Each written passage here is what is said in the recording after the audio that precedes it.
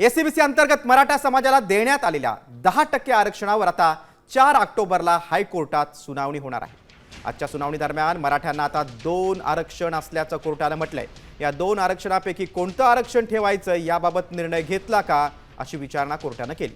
राज्यात 28% मराठा त्यातले 25% गरीब असल्याचं महाधिवक्ता बिरेंद्र सराफ यांनी कोर्टाला सांगितलंय। दरम्यान मराठा समाज हा मागास नाही असा युक्तिवाद प्रदीप संचेती यांनी कोर्टात केला।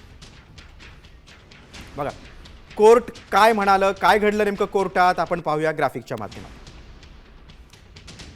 बघा प्रदीप संचेती बोलले की पात्र मराठ्यांना कुणबी सर्टिफिकेट देणार असल्याचं मुख्यमंत्र्यांनी सांगितलेलं आहे। तुम्हाला आता 2 रिझर्वेशन आहेत। राज्य सरकारने निर्णय घेतलाय का की कोणतं रिझर्वेशन कायम ठेवायचं असा सवाल कोर्टाने केला।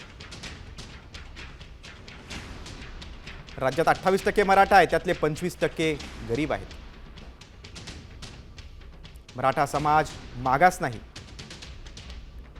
70% मराठ्यांना शिक्षणासाठी फायदा आहे आणि 30% ओपन हे तुम्ही वारंवार अधोरेखित करत आहात। जयश्री पाटील यांनी पण मराठा मागासवर्गीय नाही हे डेटा दाखवून स्पष्ट केलंय। एकूण डेटा पाहता मराठा मागासवर्गीय असल्याचं दिसून येत नाही। शैक्षणिक मागासले पण कुठेही स्पष्ट होत नसताना एससीबीसीचं आरक्षण त्यांना दिलं असं प्रदीप संचेतींनी म्हटलंय आणि दोन्हीकडे त्यांना आरक्षण देता येणार नाही असा युक्तिवाद प्रदीप संचेतींनी केला। आयोगाचे निकष जी जात मागास सिद्ध होईल तिला 50%च्या आत ओबीसी आरक्षणात घ्यावं लागतं।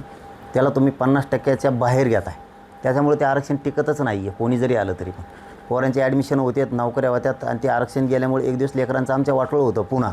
म्हणून आमचं म्हणणं आहे की ते 10% आरक्षण 50%च्या आत ओबीसी आरक्षणात घ्या आणि मग ते टिकतंय। असं ते टिकतच नाही आहे, ते उगा आता होईल आहे तात्पुरतं दिसतंय ते फक्त। म्हणून तर आम्ही ओबीसीतून मागतो की आमचा हक्काच आहे तेच आम्हाला पाहिजे। तर मराठा मागास असल्याचं सिद्ध करा असं हायकोर्टानं सरकारला सांगितलं, त्यामुळे आता सरकारची कोर्टात कसोटी लागणार आहे।